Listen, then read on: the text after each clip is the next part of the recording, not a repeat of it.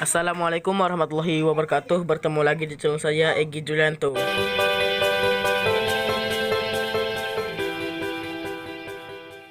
Judul kita subuh ini sebagaimana tertulis, untuk apa kita hidup. Itulah agaknya yang dibicarakan ibu-ibu di atas sampai ribut betul. Untuk apa kita ini hidup? Pertanyaan ini tidak bisa dijawab oleh akal manusia.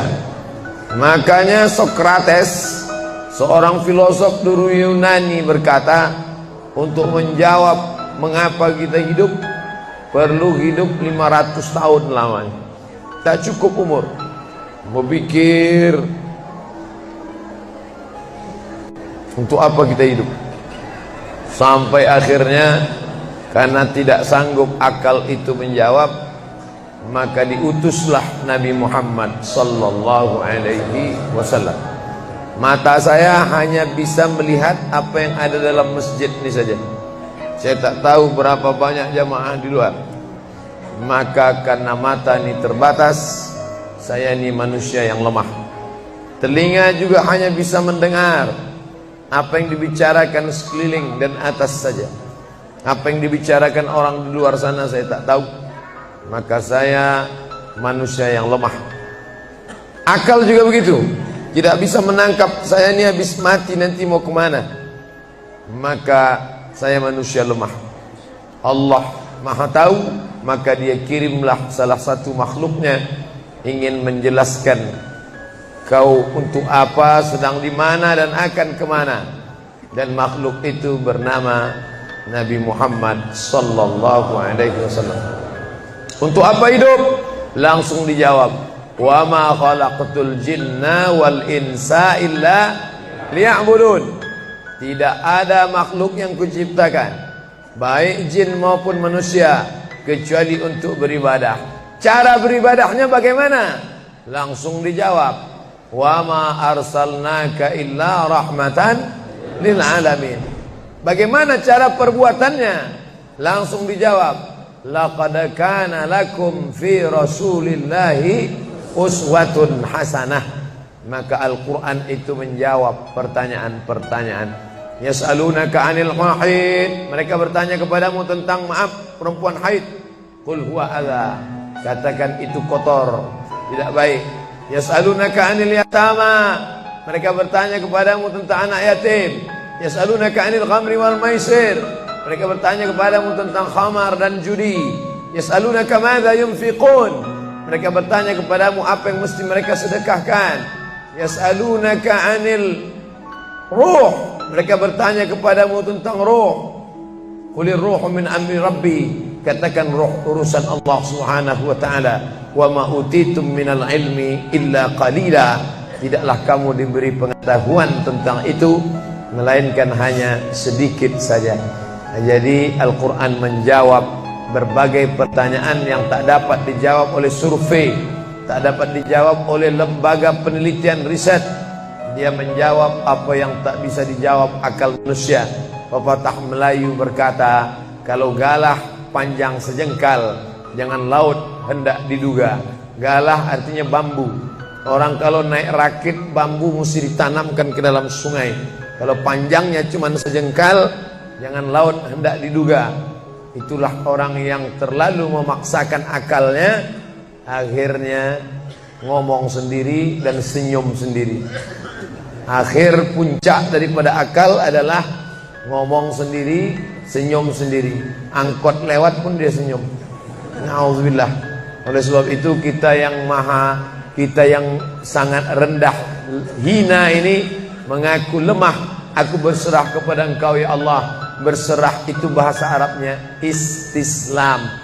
Makanya kita ini tadi mengaku di hadapan Allah hanifan musliman. Aku condong kepada kebenaran, musliman, dan aku hanya berserah diri kepada Engkau ya Allah ya Rabbal Alamin. Makanya apa kata Allah kita ikut. Padahal ini akhir pekan, weekend, maunya santai, tapi kita ikut apa kata Allah Subhanahu wa taala. Bangun subuh ikut. Padahal ini mestinya santai di rumah, tidur-tiduran. membalaskan sakit hati hari Senin, hari Selasa, hari Rabu, hari Kamis, hari Jumat. Ini hari Sabtu. Tapi justru hari Sabtu bersusah payah, berdingin-dingin di luar. Bahkan kabarnya jam 3 sudah ada yang datang ke masjid ini.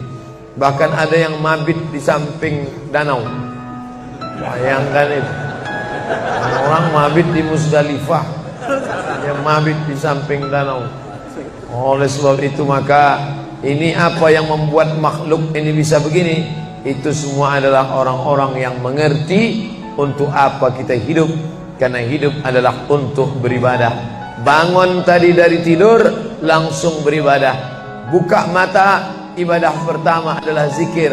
Alhamdulillahillazi ahyana ba'dama amatana wa ilaihin nusyur. Masuk kamar mandi, tempat najis, kotor, bau, kotoran, tempat setan, tapi tetap menjadi ibadah. Dalam WC-nya pun ibadah. Dia masuk lagi ke kiri, dia katakan Allahumma inni a'udzubika minal khubusi wal khaba'is. Keluar dari kamar mandi itu ibadah juga. Dia langkah kaki kanan, dia katakan ghufranaka, ghufranaka, maafkan aku ya Allah. Mengapa dia minta maaf keluar dari WC? Karena selama di WC dia tidak menyebut Allah. Lidah yang diciptakan untuk beribadah, selama di dalam tidak beribadah, maka ibadah di dalam WC hanya hatinya saja berzikir. Tak boleh menyambut seruan azan. Terdengar suara azan masuk ke WC, Allahu Akbar, Allahu Akbar, Allahu Akbar. Oh, tak boleh. Tak boleh mengucapkan salam. Assalamualaikum, Nabi diam. Assalamualaikum, Nabi diam. 3 kali diucap, Nabi diam. Selesai keluar dari toilet, WC, barulah Nabi menjawab Waalaikumsalam warahmatullah. Karena tidak boleh menyebut nama Allah, maka minta ampun keluar dari WC. Karena lidah yang semestinya dipakai untuk menyebutmu ya Allah, berzikir mengingatmu ya Allah, tadi tak kupakai selama beberapa menit di dalam. Maka dia katakan ghufranaka. Lalu kemudian melihat wajah di cermin, mana tahu ada kotoran di mata. Jangan sampai kita berjumpa sama orang di masjid, orang senyum, kita senyum, yang disenyumkan orang kita. Maka lihat dulu baik-baik. Maka ketika melihat wajah, dia pun menjadi ibadah. Allahumma kama hassanta khalqi fahassin khuluqi. Sebagaimana kalau kau sudah perbaiki bentuk ciptaanku ini menjadi sempurna, maka perbaikilah akhlakku ya Allah. Lalu setelah itu berangkat dari rumah menuju masjid, beribadah juga. Bismillahi tawakkaltu 'ala Allah, la haula wala quwwata illa billah. Setiap langkah kaki ke Masjid Al-Qalam ini bernilai 1 langkah menghapus dosa. Langkah kedua mengangkat derajat. Langkah ketiga menghapus dosa. Langkah keempat mengangkat derajat. Tidak tanggung-tanggung, derajatnya diangkat Allah. Siapa yang duluan datang langsung dapat di depan. Tapi ada orang terlambat tetap tinggi juga derajatnya. Mana dia? Ini yang di atas. Siapa bilang perempuan direndahkan, dihinakan? Perempuan dimuliakan. Mana contoh perempuan dimuliakan? Kalau mau tahu, datanglah ke Masjid Al-Qalam. Perempuan dimuliakan. Bapak Ibu yang dimuliakan Allah, masuk ke dalam masjid, langkah kaki kanan, Allahumma inni as'aluka min fadlik. Itu doa nanti keluar. Tapi ketika akan masuk, apa doanya? Allahumma ya Allah, iftahli, bukakan untukku abwaba rahmatik, pintu rahmatmu. Bernilai ibadah. Duduk berzikir, jangan ngobrol, jangan cerita. Foto Pak Ustaz? Sikit-sikit boleh. Lalu kemudian selama itu tertulis tadi di atas. Itulah hebatnya masuk ke Masjid Al-Qalam, tidak hanya mendengar ceramah, dapat pengajian. Ketika saya masuk tadi, dengar suara azan, ada tulisan hadis riwayat Al-Bukhari. Siapa yang mendengar seruan azan lalu menyambut seperti bunyi yang diucapkan muazzin, kecuali pada hayya 'alas shalah, hayya 'alal falah, dia baca la haula wala quwata illa billah, ditutup dengan doa wasilah. Allahumma rabb hadhihi da'wati tammah was salatil qa'imah, dimintakan untuk Nabi Muhammad, ati sayyidana Muhammadanil wasilah wal fadilah wasyarafa wad darajatal aliyatar rafi'ah. Yang kelima, wa ba'athallahumma maqaman mahmuda alladzi wa'adtah innaka la tukhliful mi'ad. Maka kata Nabi, halat lahu syafaati yaumal qiyamah, layaklah dia mendapat syafaatku hari kiamat. Makanya selama duduk di depan tadi, tak ada satupun yang ngobrol, semuanya menyambut seruan azan. Allahu Akbar, Allahu Akbar, Allahu Akbar, Allahu Akbar. Ada kawan sebelah ngajak ngobrol, gimana bro program mancing kita? Allahu Akbar, Allahu Akbar. Nah, cerita tak tentu arah. Ini kita sedang beribadah kepada Allah Subhanahu wa ta'ala. Lalu kemudian selesai azan, salat sunat yang balasan pahalanya khairum minad dunya wa ma fiha, lebih baik daripada dunia dan seisinya. Apa itu? Qabliyah subuh. Sampai-sampai andai terlambat qabliyah subuh, tetap boleh dilaksanakan setelah subuh. Habis salat subuh barulah dilaksanakan qabliyah subuh.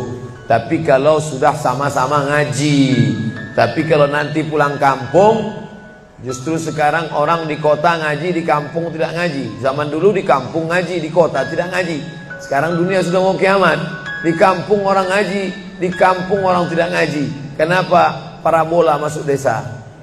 Oleh sebab itu maka kalau di kampung itu tidak ada pengajian, mereka tidak tahu bahwa qabliyah subuh diganti setelah subuh. Nanti pas mau bulan puasa pulang kampung, jangan qabliyah subuh setelah subuh.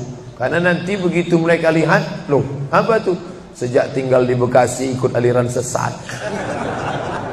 Dia tidak tahu bahwa sholat qabliyah subuh itu jangan sampai tinggal. Andai tertinggal, tetap dilaksanakan setelah sholat subuh. Ayatnya diatur. Ayat pertama, qul ya ayyuhal kafirun. Ayat yang kedua, qul huwallahu ahad, Allahus samad, lam yalid wa lam yulad wa lam yakul lahu kufuwan ahad. Andai masuk ke dalam masjid, kebetulan jamnya langsung nampak kelihatan, iqamat tinggal 2 menit lagi, iqamat 2 menit. Tak mungkin sholat 4 rakaat. Pilihannya tahiyatul masjid atau qabliyah, qabliyah atau tahiyatul masjid. Kalau melaksanakan tahiyatul masjid tidak dapat qabliyah. Tapi kalau melaksanakan qabliyah, automatically dapat tahiyatul masjid. Oleh sebab itu andai terlambat, waktu tinggal 2 menit, maka laksanakanlah qabliyah subuh. Tapi jangan gara-gara ini terlambat terus. Yang paling afdal cepat datang. Apa kata jamaah? Yang lambat kan ustaz, kami cepat datang. Bapak ibu yang dimuliakan Allah Subhanahu wa ta'ala, selesai itu salat subuh, kalau qabliyahnya lebih baik daripada dunia dan seisinya, apalagi salat subuhnya.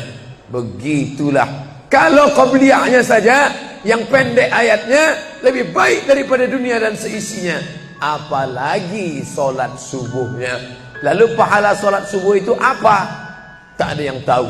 Makanya kata Nabi, lau ya'lamuna ma fil atamati was subhi, andai mereka tahu pahala solat subuh berjamaah, la atauhuma habwan, mereka akan datang ke Masjid Al-Qalam walaupun merangkak. Habwan, lumpuh, sakit kakinya, dia akan datang. Kursi roda tak ada, yang mendorong tak ada, datang dia ke masjid ini walaupun merangkak. Kenapa mereka tidak datang? Karena mereka tidak tahu. Kenapa mereka tidak tahu? Karena mereka memang tidak cari tahu dan tak mau tahu. Dan sampai masanya mereka nanti akan menyesal saat melihat orang-orang mendapatkan balasan. Muttaqiina fiha 'alal araik, mereka duduk di atas kursi-kursi istana surga, tersenyum melihat orang-orang yang dulu tak peduli pada salat subuh. Mudah-mudahan kita semua istiqamah insyaallah.